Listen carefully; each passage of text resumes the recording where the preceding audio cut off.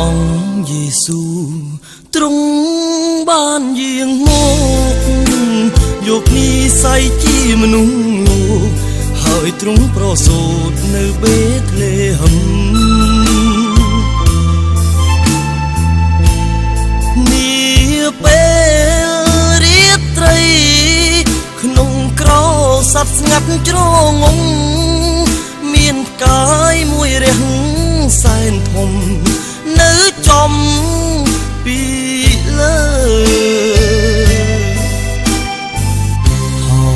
រាអេសាយបានទាយទុកមុនមានព្រះសង្គ្រោះមួយអង្គយាងចុះមកស្រង់លុះបាបដល់មនុស្សឲ្យបានរួចផុតពីលើងកម្មអប្រិយរួចផុតលែងជួបគ្រូភ័យគ្រប់ទាំងអវយវ័យត្រង់ទទួលទេគេចាប់យកត្រង់មកតាំងដំជួលលើឈើឆ្កាង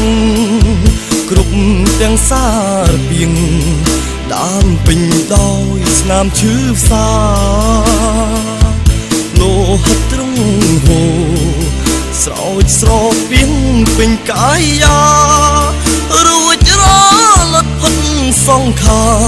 ទាំងស្រែកថាសូមអត់ទោសគេសេច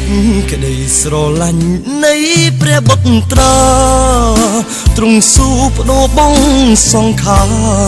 ដើម្បីការសម្រេចដល់ទី3ថ្ងៃក្រោយទ្រង់รู้វិញមានជីវីចូលផ្សាយដល់គ្រប់ទិសទីប្រាប់ដំណឹងនេះឲ្យគេបានដឹង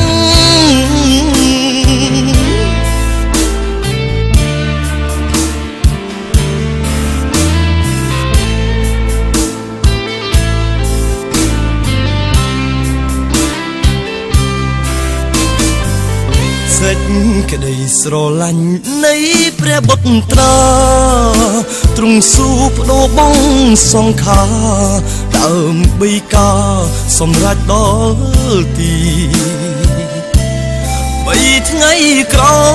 យទ្រង់รู้វិញមានជីវីចូលផ្សាយដល់គ្រប់ទិសទីប្រាប់ដំណឹងនេះឲ្យគេ